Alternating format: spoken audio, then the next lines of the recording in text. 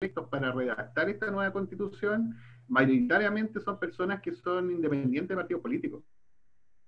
¿Ya? Y eso fue una señal muy potente a la actual política en mi país, y decirles que en realidad la forma como se venían dando las cosas, no estuvimos ajenos a eso, nos dimos cuenta de lo que estábamos pasando, la conciencia que tiene el ciudadano chileno igual es otra, ¿ya?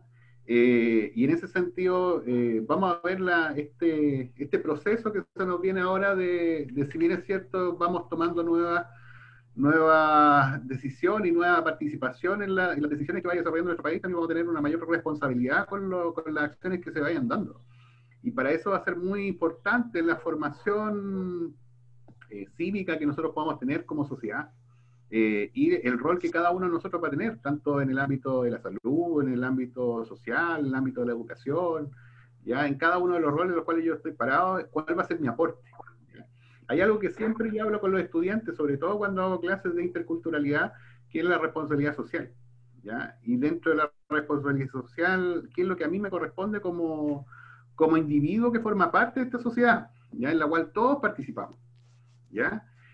Y en eso no olvidarlo, o sea, uno puede ser muy buen profesional en la salud, pero no siendo el mejor especialista técnico, sino que también teniendo especialidad en la calidad humana.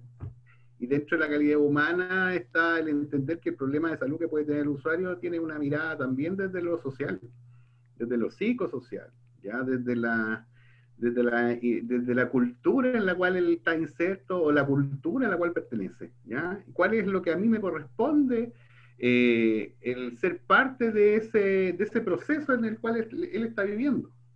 Y que a propósito de mi presentación del día de hoy, corresponde un poco a Una eso. cosita, perdón. Le vamos a dar la palabra a Patricia para que te presente formalmente.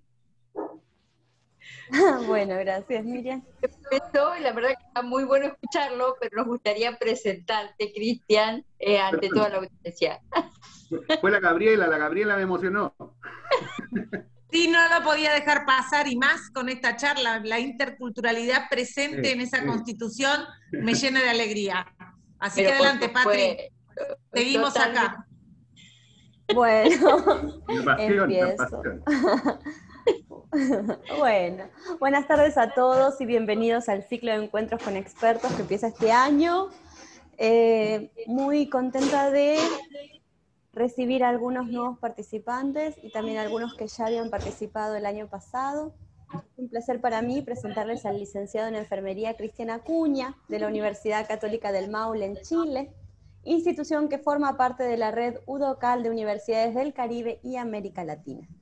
El licenciado Acuña es enfermero, con amplia experiencia en diálisis, atención prehospitalaria y urgencias, hospitalizados, gestión, coordinación y dirección de centros de salud. A su vez, también trabaja y trabajó como docente en diferentes universidades de Chile para las carreras de enfermería en pregrado y posgrado. Dedicó gran parte de su carrera a desarrollar labores en atención primaria, en salud en zonas rurales, particularmente trabajando con comunidades indígenas, diaguitas, mapuche, pehuenches y huilliches. En esta línea de trabajo intercultural ha capacitado diferentes equipos y servicios de salud en el modelo de salud intercultural y ha sido invitado a participar como expositor en diferentes conversatorios internacionales como este. Hoy conversará con nosotros acerca de las bases conceptuales y aplicación del modelo de salud intercultural. Bueno, los dejo con el licenciado Cristian Acuña.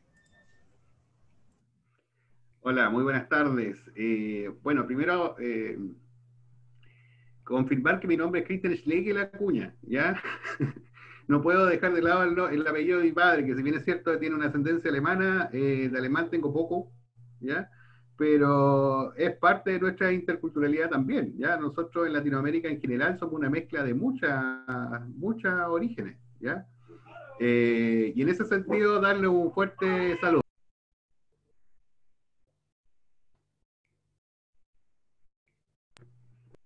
Quiero compartir con ustedes una presentación.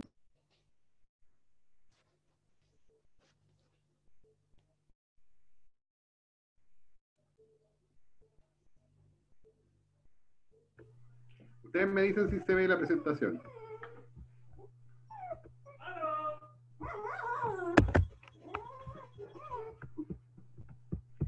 Espérenme.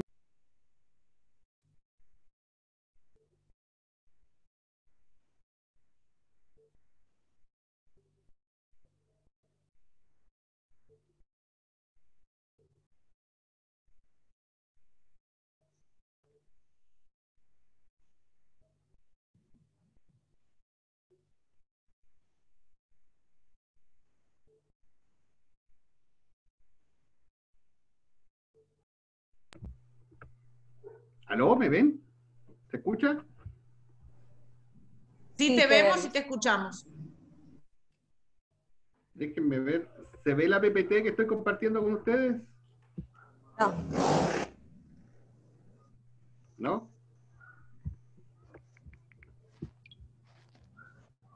Bueno, se la están perdiendo porque es muy buena. No sé.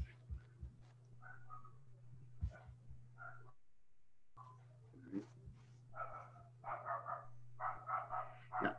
Necesito que el anfitrión me habilite a compartir pantalla. Si no, enviarle la PPT a alguien de ustedes. ¿Yo te tengo que habilitar? ¿Eso te figura? Me dice que el anfitrión no me inhabilitó la función de compartir pantalla a los participantes. Yo no hice nada. Lo tendrán configurado. ¿Quién armó la reunión? Yo. Pero como entonces, no es mi usuario... mandala por mail a Patricia, a decirle a qué mail, si querés lo escribimos Sí. acá, Patri, en el chat, así te la manda y la abrís vos y la vas pasando. Sí, me parece buena idea. Yo se las mando. Ahí está. Sí, estoy buscando toda la semana unas imágenes bien entretenidas.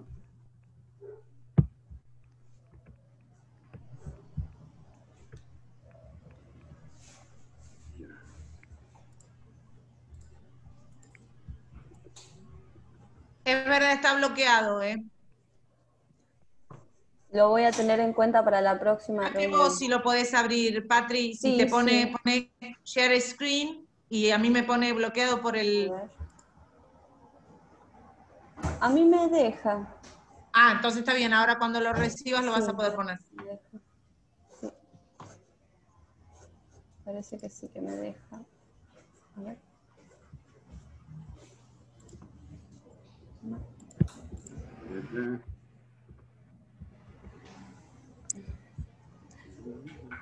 Cristian, Dígame. lo otro que puedo hacer es ponerte a vos como anfitrión para que lo pases, como vos prefieras. Bueno, yo, porque me estoy demorando más en enviártela. Bueno, ahí está, sos el anfitrión ahora.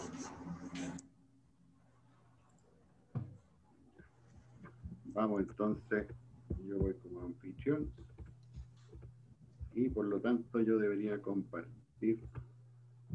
Ahí sí. Ya. Ahora sí se ve. Ahora se ve que bueno.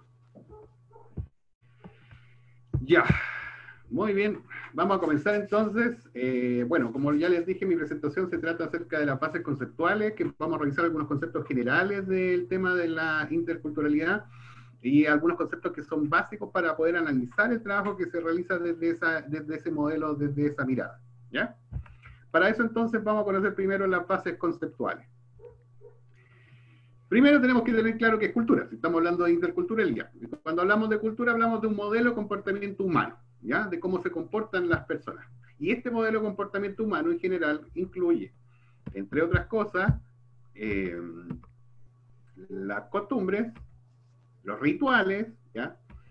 Las formas de interactuar, y eso dice relación con la comunicación, por ejemplo, que se encuentran entre las personas que forman parte de este grupo, el papel en la sociedad que cada uno desempeña, la comunicación, como bien decíamos, algo muy importante, muy relevante, las pautas de comportamiento, o sea, nosotros decidimos que esta es la forma en la cual todos se van a compartir, cuál es el rol que va a tener el hombre, que va a tener la mujer, qué es lo que vamos a hacer dentro de este concepto.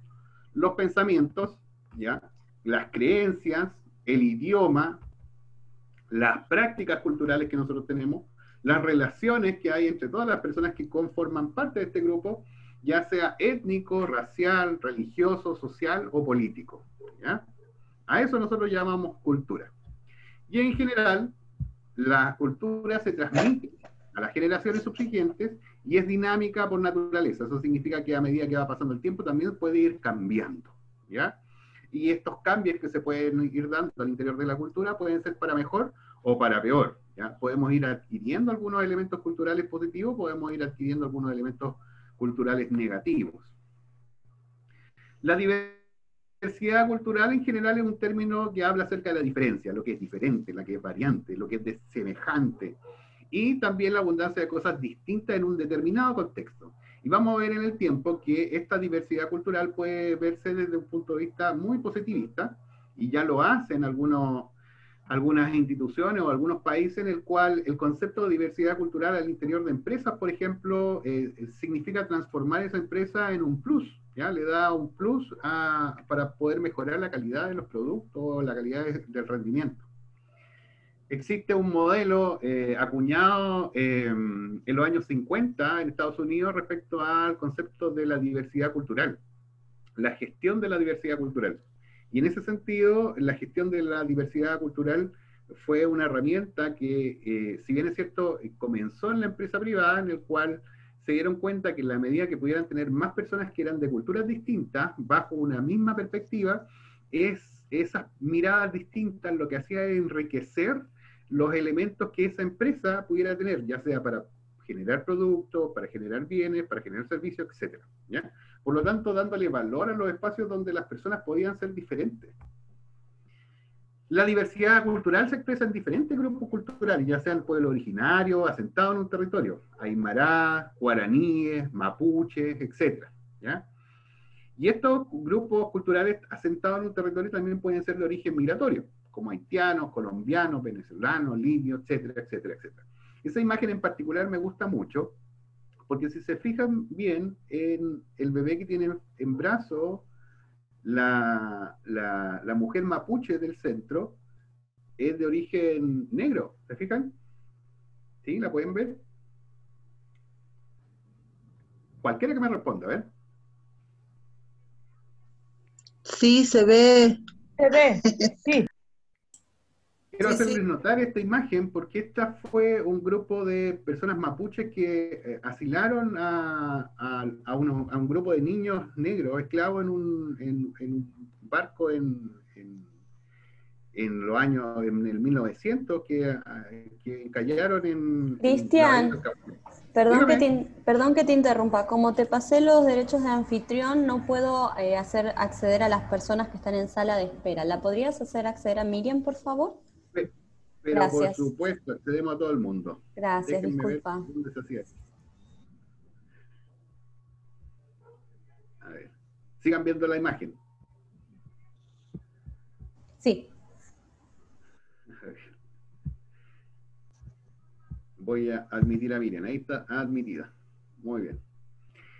Ya, como les decía, en aquella época los loncos del territorio de Wallmapu, en el sur de Chile, hay que recordar que en la época de la conquista española, los españoles establecieron una frontera desde el río Biobío hacia el norte y desde el río Biobío hacia el sur, que era un territorio mapuche, con presencia mapuche muy potente, en la cual los loncos, que eran los dirigentes indígenas, tenían mucho poder, había mucho intercambio internacional, hacían muchos negocios internacionales.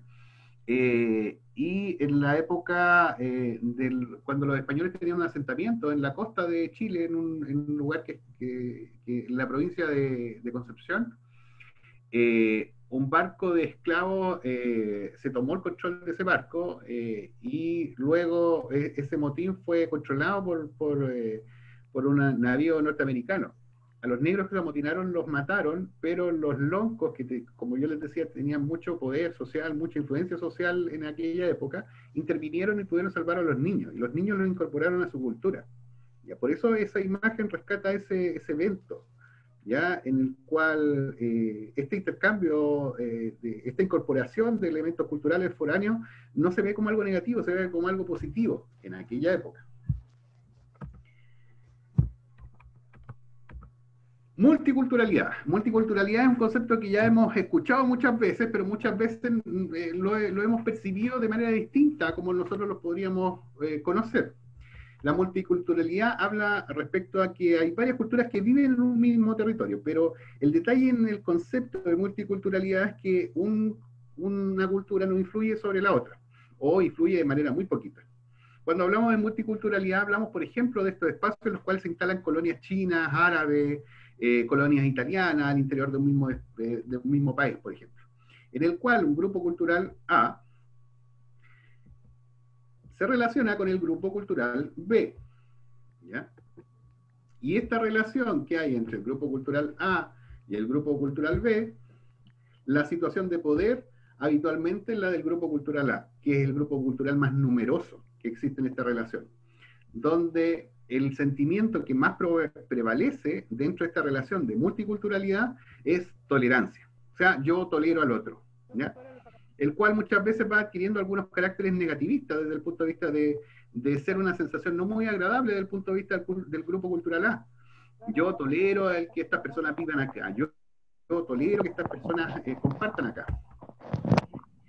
Y el otro sentimiento que prevalece en este espacio, en esta relación, es la coexistencia. O sea, vivimos, pero coexistimos, ¿ya? No relacionándonos mucho, no influyendo mucho sobre el otro, ¿ya? Cuando hablamos de interculturalidad, es una superación del enfoque multicultural, es pasar más allá de la multiculturalidad, ¿ya? Y pone mayor atención a la intensa interacción de hecho que hay entre las culturas, ¿ya? Y este es un concepto que saco de la Declaración de los Derechos Humanos Internacionales en el año 2009, ¿ya? Que me parece muy pertinente. La OMS establece que la interculturalidad es la habilidad para reconocer, armonizar y negociar las innumerables deficiencias que existen al interior de cada una de las sociedades, ¿ya? Por lo tanto, estamos hablando de una habilidad.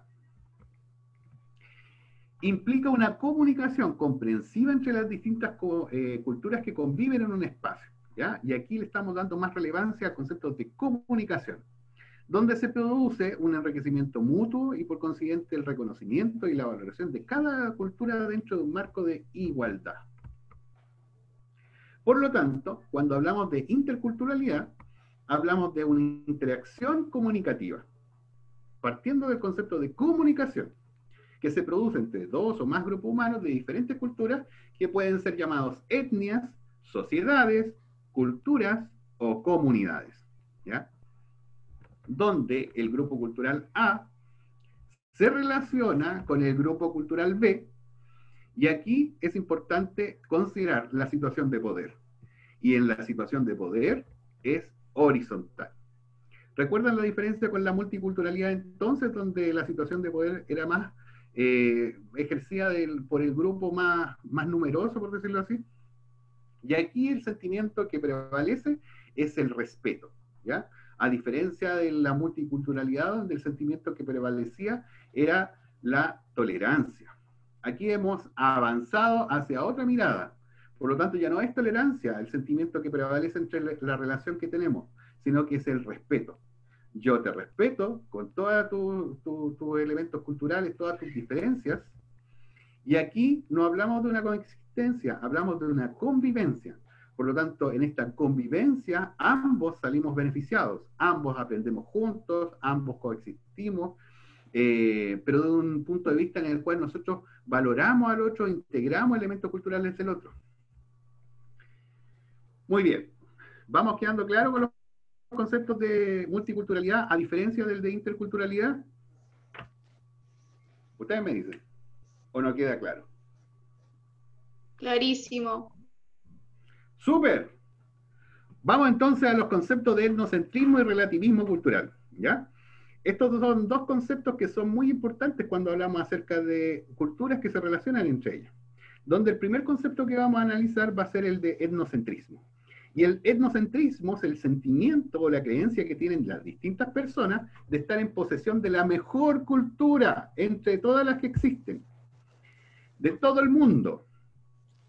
La cultura de origen se considera como el modelo de enjuiciamiento de todas las demás culturas. En otras palabras, la cultura que yo tengo es la mejor y por lo tanto yo tengo la capacidad de enjuiciar a las demás culturas. Veamos algunos ejemplos de esto.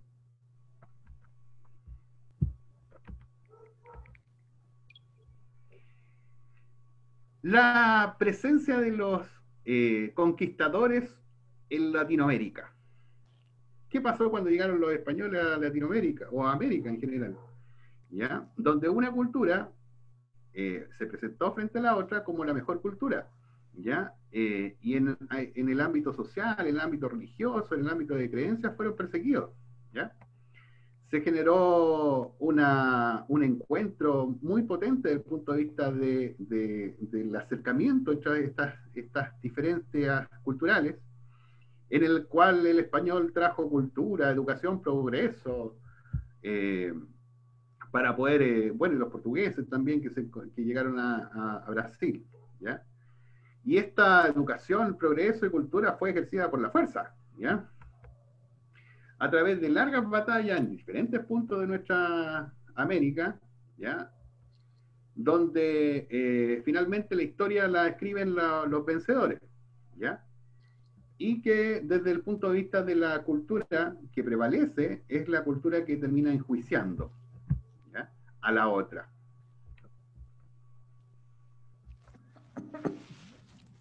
¿Ese caballero lo conocen? ¿Le suena conocido? ¿Cómo que no? Sí. Ah, muy bien. Desgraciadamente sí. Desgraciadamente así. Y efectivamente el nazismo, o particularmente el nazismo en la época de Hitler, ¿ya? Sirvió para poder generar cánones de enjuiciamiento cultural hacia otras culturas que desde la mirada de ellos eran culturas no corrompidas, o culturas sucias, o culturas contaminadas, ya que era necesario eliminar de la faz de la tierra, ya teniendo una mirada muy etnocentrista, para poder enjuiciar a los demás, ¿ya? Ustedes ya conocen esto del perseguimiento de los judíos, a la eliminación, el exterminio de judíos, ¿ya? En la cual nuestros países tuvieron también una participación importante. En Chile existía el partido nazi, ¿ya? Y tuvo participación en escenarios en los cuales se crearon y se desarrollaron tanto en Chile como en Alemania en el año 39, en el año 37, 36, en la cual fueron participando estas sociedades. Por lo tanto, tenemos que entender que esto tampoco no es tan lejano a nosotros, ¿ya? Y dentro de esa mirada también en Argentina pasó exactamente lo mismo. Ya mucha influencia por parte de nazis extranjeros que se vinieron a instalar aquí en Chile, y chilenos y argentinos que también desarrollaron esta cultura. ¿Ya?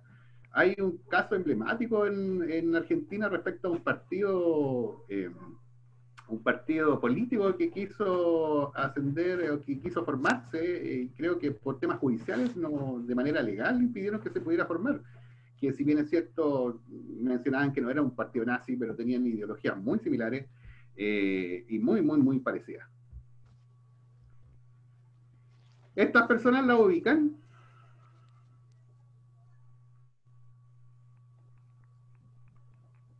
No. No. Bueno, les cuento que estos son indígenas del sur de Chile y Argentina, de la Patagonia en general. Son cahuéscar, ¿ya? Son indígenas en las cuales llegaron a un encuentro cultural bastante fuerte con religiosos y con extranjeros que fueron a instalarse en el sur de Chile y en el sur de Argentina para establecer estancias de criaderos de ovejas. Pero el problema es que estos indígenas que ya estaban asentados en esa zona, como empezaron a perseguir a los guanacos, en los cuales ellos subsistían, estos guanacos fueron eliminados por los estancieros porque se comían el pasto que necesitaban para sus ovejas. Y los indígenas empezaron, como ya no habían guanacos, empezaron a perseguir ovejas para poder subsistir. El problema es que esto le generó molestia a los estancieros y empezaron a perseguir a los indígenas, ¿ya? Y formaron grupos paramilitares para poder capturar indígenas, y pagaban por indígenas muertos, ya empezaron a pagar por orejas, por dedos, por poder eliminar a estos indígenas, ya, bajo ningún control y con ninguna restricción para poder deshacerse de ellos. Y los Iglesia intentó poder salvar algunos, desarrollaron diferentes comunidades, las cuales, o internados, forzados, para poder a estas personas poder radicarlas en estos centros, que terminaron siendo peor solución, ya que se enfermaron de todas las cosas que se les pudieron haber ocurrido. Se encontraron con virus y bacterias a las cuales no estaban acostumbrados y se generó una suerte de genocidio en el sur de nuestros países, ¿ya? Además de la matanza indiscriminada de indígenas, que llegaron a la desaparición de muchos de ellos. Y por otro lado, algunos indígenas también fueron llevados desde el sur de nuestros países hacia Europa, donde se establecieron los verdaderos zoológicos humanos. ¿Ya? Estos zoológicos donde se instalaban personas que eran de diferentes grupos étnicos del mundo, y eran muy curiosos para los franceses, ingleses, alemanes, etcétera, donde estas personas las establecían dentro de jaulas para poder mirarlas y poder tirarles alimentos, de igual forma como cualquier otro zoológico, ¿ya? Les generaban un microambiente en el cual ellos podían tener contacto, ¿ya? Y la justificación para poder hacer todo eso era que, por ejemplo, en este cartel hablan acerca del eslabón perdido, ¿ya? Y se establece que el eslabón perdido, que se refiere al proceso de evolución del ser humano, de pasar del chimpancé o del simio al ser humano homínido que el que conocemos, existía un eslabón perdido entre esas dos fases. Y el eslabón perdido que se estableció fue la gente que era de color, la gente de raza negra. Por lo tanto, no se consideraba la raza negra como un ser humano.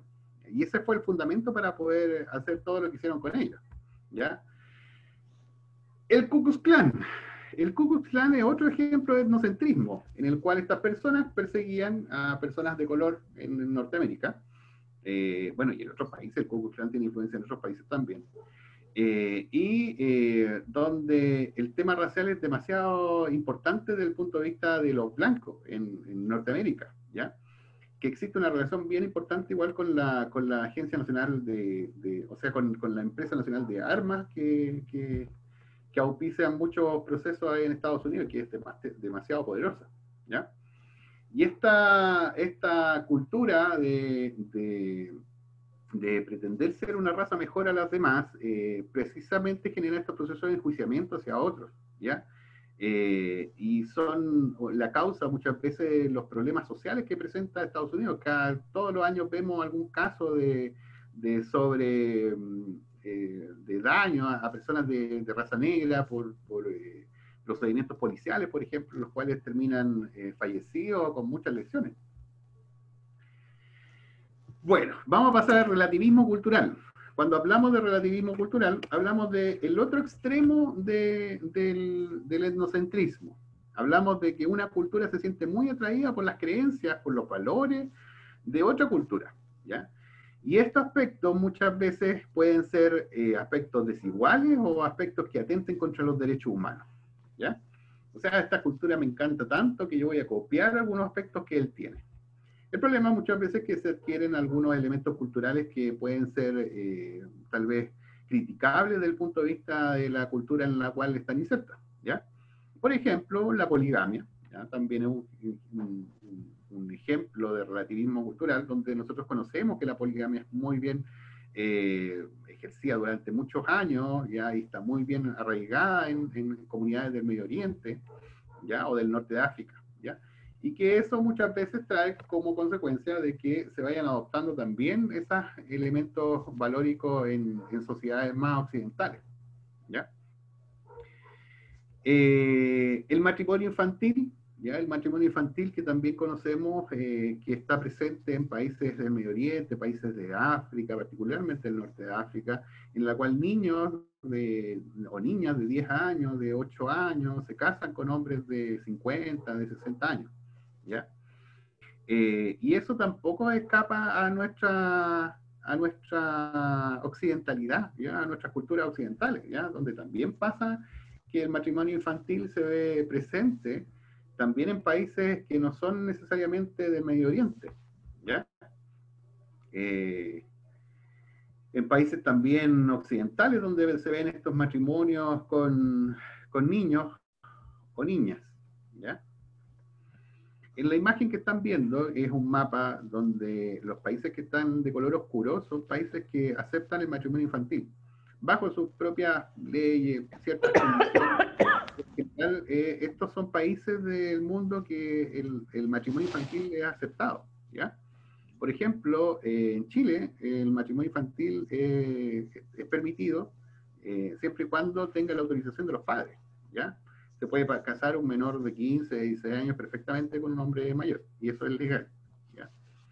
En Argentina no, en Argentina se eliminó esa posibilidad, pero en los vecinos ocurre lo contrario. Miren, en Bolivia, en Paraguay, en Uruguay, por ejemplo, está perfectamente permitido.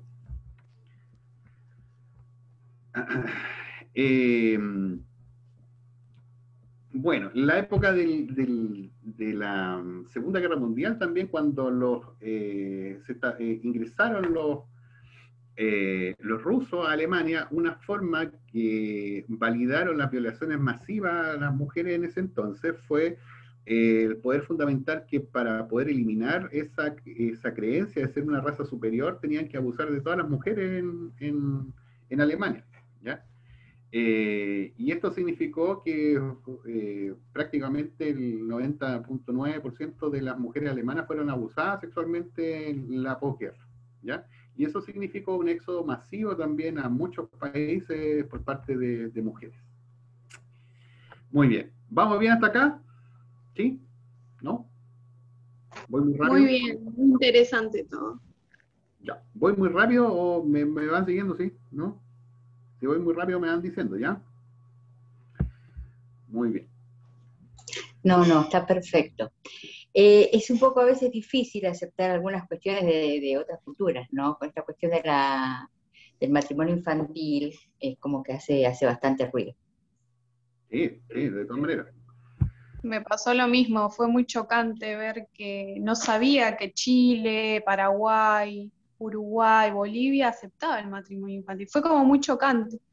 Pero bueno, son culturas que están en un estado donde, bueno, la ley lo contempla.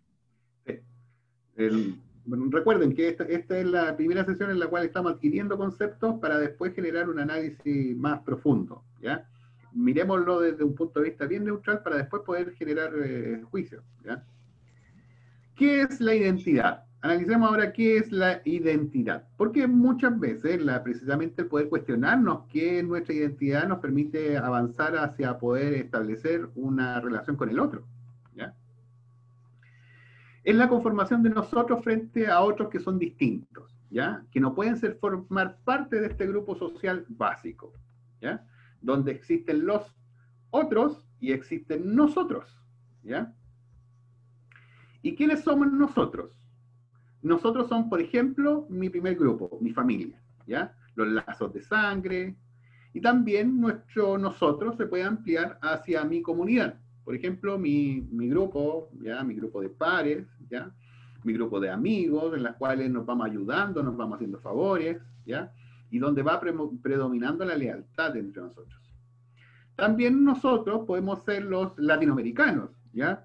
Nosotros podemos ser los argentinos, nosotros podemos ser los chilenos, nosotros podemos ser los que somos de la costa, podemos ser los porteños, ¿ya? Podemos ser de la sierra, etcétera, etcétera, etcétera, ¿ya? La identidad se cuenta, se narra y se dice, ¿ya? Donde somos nosotros y donde existen los nosotros. Y el problema se da en la construcción de los otros, ¿ya? Se realiza a través de procesos discursivos, donde el nosotros se construye a través de estereotipos, generalizaciones o estigmatizaciones, ¿ya? Por ejemplo, el decir que en España, por ejemplo, dicen que todos los chilenos somos ladrones, ¿ya? Cuando nos reciben en el aeropuerto, muchas veces avisan por el altoparlante de que las personas que estén en el aeropuerto tengan cuidado porque hay chilenos en el aeropuerto. Y así lo hacen, ¿ya? Cuando se construye la identidad, podemos caer en la reflexión de que el problema no somos nosotros, el problema es el otro, ¿ya? El otro que es violento, el otro que no tiene cultura, que no tiene memoria, que es sucio, que no es solidario, ¿ya? Que el otro es un violentista. Les quiero compartir este video muy cortito donde habla y grafica claramente el nosotros, ¿ya? Y los otros. ¿Y por qué me detengo un poco aquí? ¿Ya? Porque precisamente de aquí, de esta construcción de este estereotipo, muchas veces nace estos modelos etnocentristas que permiten muchas veces enjuiciar y caer en juicio valórico al otro, pensando que lo que el otro está haciendo es algo malo, es algo criminal, estableciendo esta diferencia entre los otros y nosotros.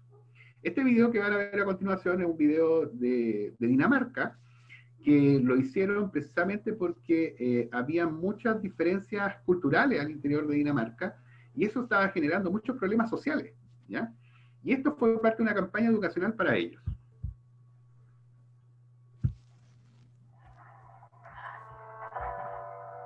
It's easy to put people in boxes. There's us, and there's them. The high earners, and those just getting by. Those we trust, and those we try to avoid. There's the new Danes, and those who've always been here. The people from the countryside, and those who've never seen a cow. The religious, and the self-confident. There are those we share something with, and those we don't share anything with. Velkommen. Jeg kommer til at stille jer nogle spørgsmål i dag. Nogle af dem kan godt være lidt personlige, men jeg håber, I vil svare ærligt på dem. Hvem herinde i rummet var klassens klovn?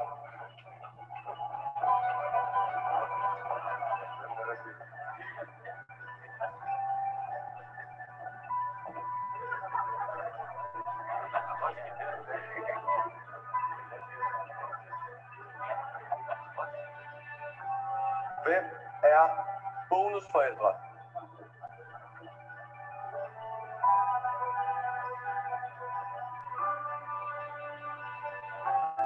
And then suddenly, there's us. We who believe in life after death. We who've seen UFOs. And all of us who love to dance. We who've been bullied.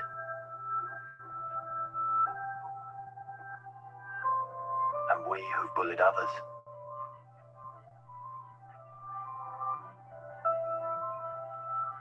And then there's us, the lucky ones who've had sex this past week.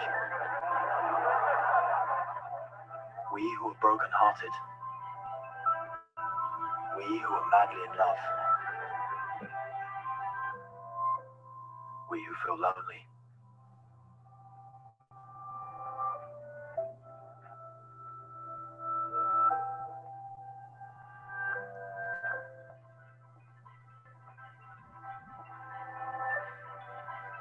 We who are bisexual,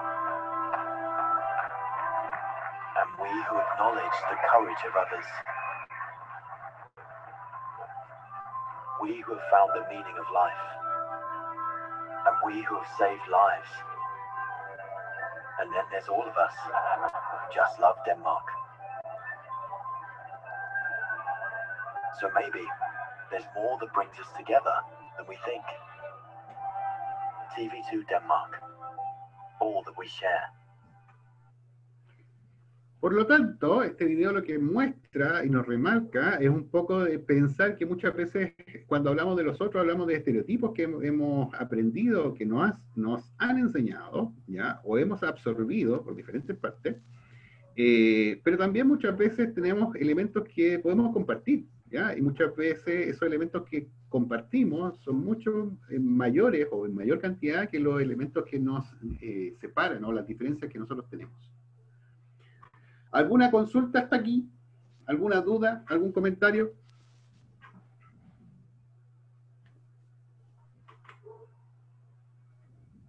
¿Sí? ¿No? ¿Están de acuerdo conmigo? ¿No están de acuerdo? tan Un enojados. video realmente interesante, Cristian, Aburrido. y es cierto. O sea, hay muchas cosas que nos unen y no nos damos cuenta. Está muy bueno para reflexionar.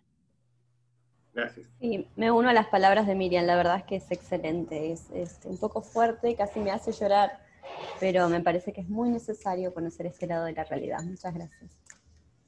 Gracias a usted. ¿Alguien más que quiera hacer algún comentario? ¿Alguna opinión? ¿No están de acuerdo? ¿Sí están de acuerdo? No, que me pareció muy lindo el video, la verdad que me hizo un clic en la cabeza, que es verdad que a veces compartimos esos elementos con la otra persona y quizás no nos damos cuenta porque tenemos esos estereotipos insertados ya, aprendidos desde la sociedad, de nuestra sociedad, así que bueno, nada, muy lindo, gracias. A mí me hace ruido cuestiones, la verdad, de pensar el relativismo cultural en ese sentido, porque me parece que nada que no dignifique a un ser humano implica poder traspasar, eso no es cultural, digamos, no es cultural que una persona le pega a la otra, no es cultural el abuso infantil, no es eso.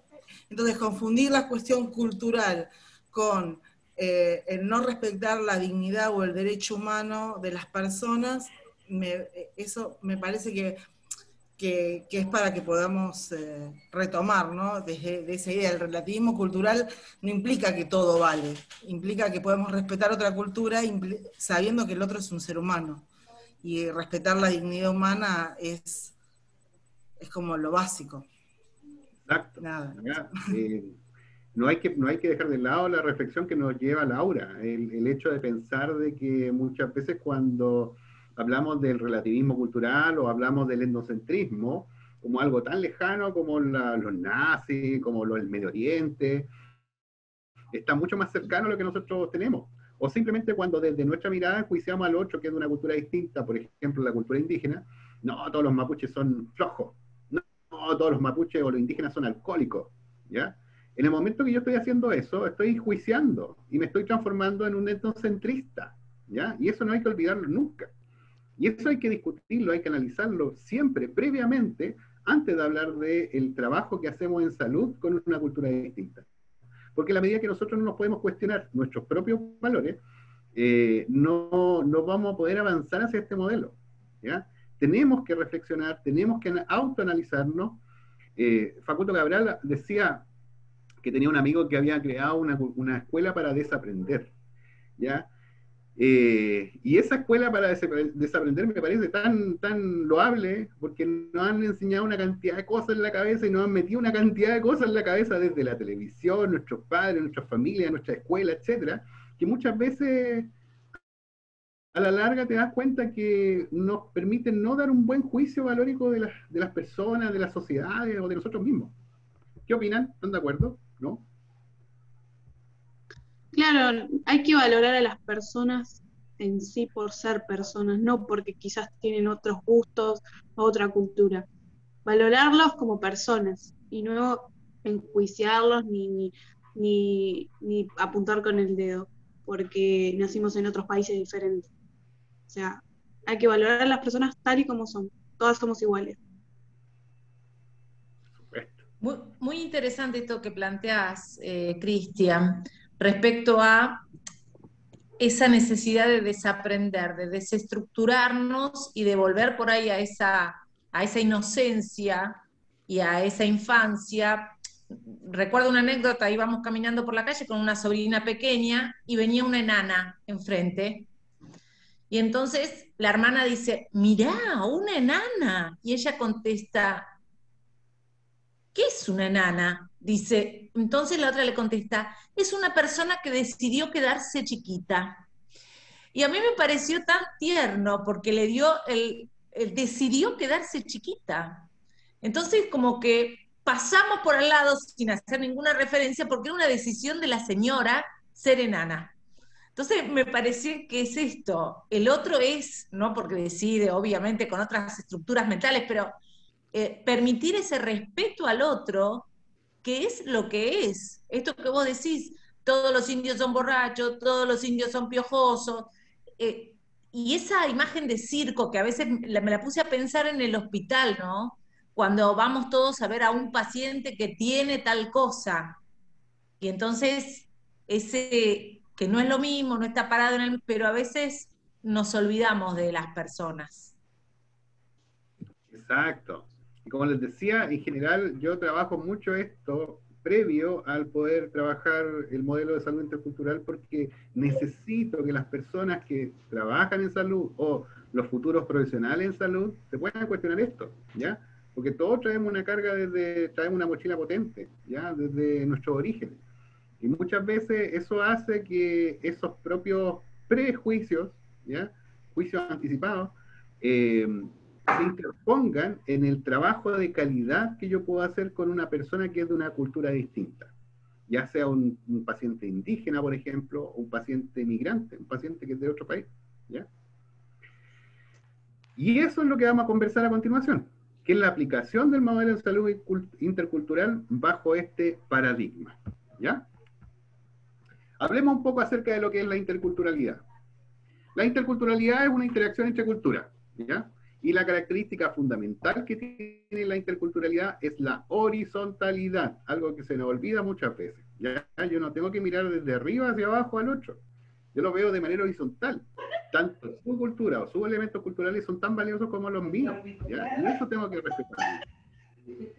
Se plantea como un modelo integral para atender a la diversidad cultural, expresada en acciones de reconocimiento de las posibilidades y la riqueza de la diversidad y la lucha contra las desigualdades que puedan existir en esta relación. Considera lo reverso como algo positivo. Aquí lo diverso no es algo negativo, lo diverso es algo positivo, es algo que nosotros podemos desarrollar para mejorar. Es una fuente de desarrollo personal y es una fuente de desarrollo social, al apostar por una construcción de sociedades más equitativas y más participativas. El trabajo intercultural no se puede reducir a solamente la atención a las necesidades de los grupos que son objeto de una exclusión social, ¿ya? Eso no es limitante, no es a lo que se refiere la interculturalidad, sino que apunta a una transformación, pasando por la dominación y la negación de las diferentes o las diferencias culturales que pueden existir, hacia avanzar a una dinámica que promueva estrategias que faciliten la afirmación de la identidad.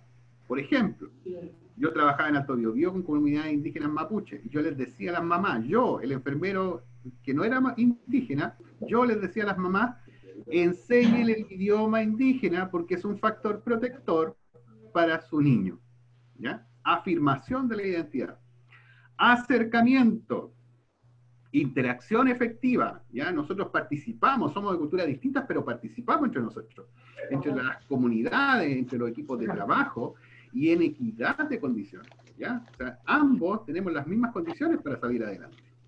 ¿Cuáles son los requisitos y las etapas de la interculturalidad? Primero, una visión dinámica de la cultura, ¿ya? Tenemos que entender que las culturas pueden ir cambiando en el tiempo y que pueden ir siendo diferentes. La comunicación es la base principal para mantener y fortalecer las relaciones cotidianas. Una buena comunicación es una comunicación efectiva. No solamente habla acerca del idioma, ¿ya? Existen en muchos centros de salud de diferentes países facilitadores interculturales, que muchas veces funcionan como traductor del idioma. En el caso de los indígenas, por ejemplo, o en mi país, en el caso de los haitianos, por ejemplo, en el cual sirven para poder comunicarse, pero el facilitador intercultural es mucho más que esto, ¿ya? Permite que los equipos de salud puedan aportar los conocimientos que ellos les puedan entregar respecto a la cultura con la cual están trabajando. Y esto en la construcción de una ciudadanía basada en igualdad de derechos. ¿Cuáles son las etapas para avanzar en este modelo? Primero, la negociación, ¿ya? En esta etapa está dirigida para evitar los conflictos, ¿ya? Usted avanza en esto y yo avanzo en esto otro. En otras palabras, por ejemplo, usted quiere tomarse el agüita hierba para poder controlar su hipertensión. De acuerdo. Tómese el agüita hierba, pero al mismo tiempo se va a tomar el enalapril que yo le estoy dando. Negociación. Conversión, es decir, ponerse en el lugar del otro o del punto de vista del otro. Mi abuela, mi mamá, mi papá, toda la gente de mi comunidad me han enseñado que lo mejor que puedo hacer para atender este problema es tomarme la agüita hierba, ¿ya? Por lo tanto, si yo veo las cosas desde esa perspectiva, me voy a dar cuenta que es un valor agregado. Descentralización. Perspectiva en la que nos alejamos de uno mismo y a través de una reflexión de sí mismo. Esta invitación que yo les hago cuando hablo acerca de las bases conceptuales. ¿Cuáles son las dificultades? Bueno, tenemos varias. La homogeneidad cultural, ya cuando tratamos de mezclar estas culturas para hacer una sola, ¿ya? Es una de las peores estrategias que nosotros podemos hacer. También podemos tener dificultades en la política, la economía de los países y las regiones, ¿ya? Que muchas veces pueden tener una mirada distinta a la que nosotros estamos conversando. Una definición vaga, errada o diferente o compleja del concepto de cultura. Obstáculos en la comunicación, por ejemplo, los idiomas distintos, ¿ya? La carencia de políticas de Estado para poder trabajar o intervenir sobre esos territorios.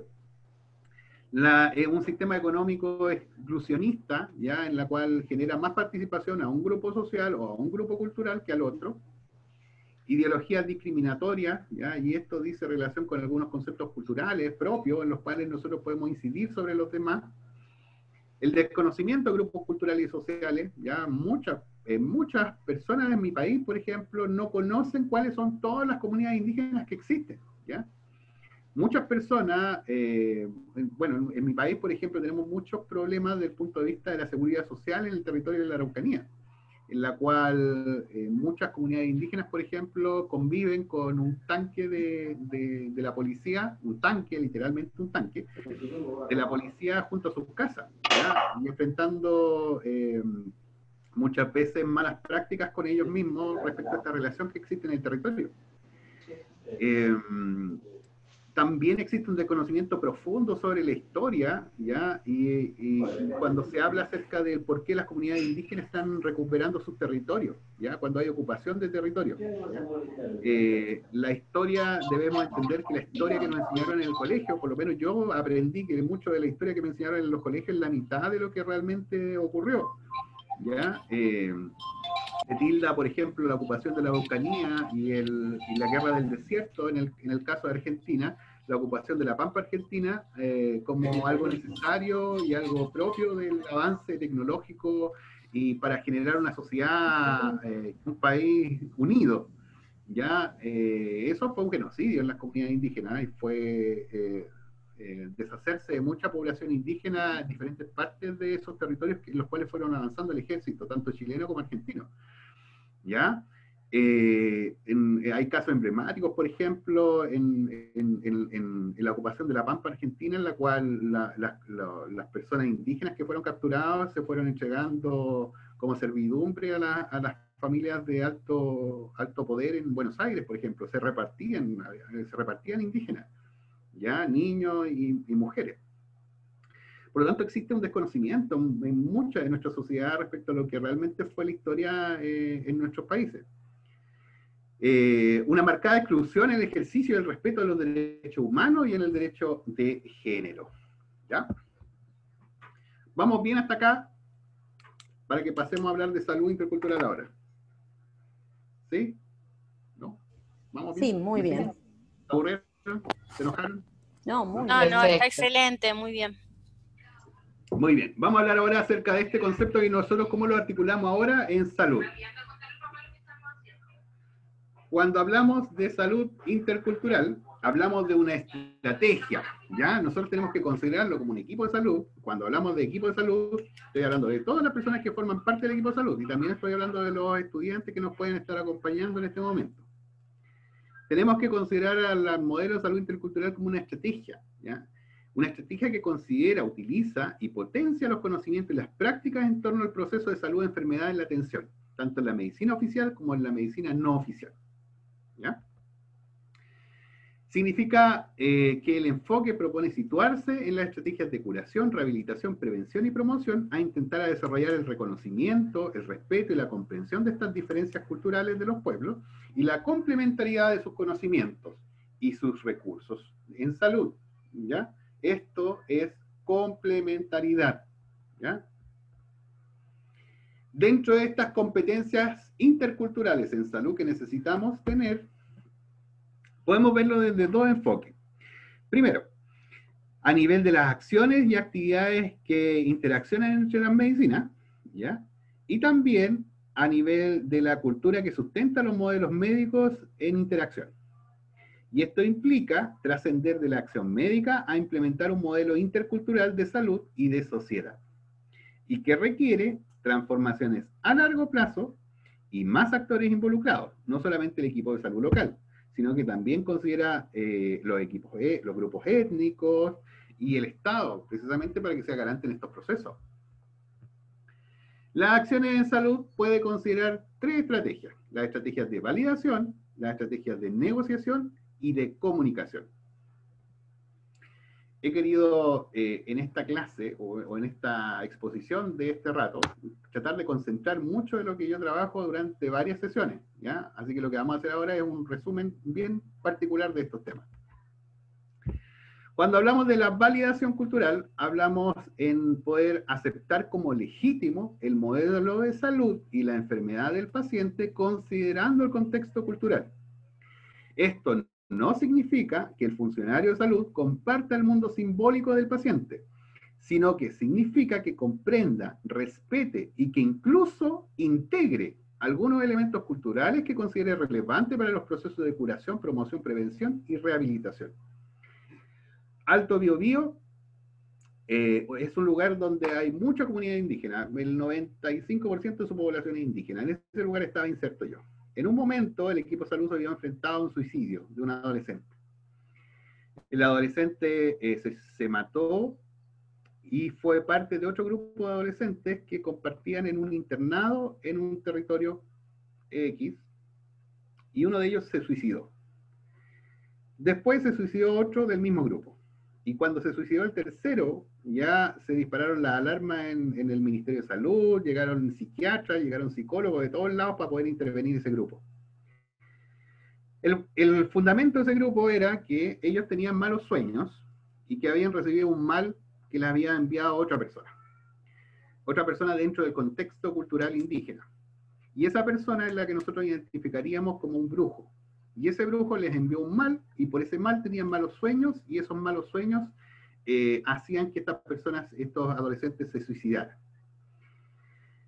Desde el punto de vista occidental, o desde nuestra medicina, de nuestra salud, podríamos decir que era una especie de esquizofrenia colectiva, ya una cuestión que no está en ningún libro. El asunto es que no, además de los psiquiatras en llenarlos de medicamentos, no fue mucho el aporte que podíamos hacer nosotros, pero sí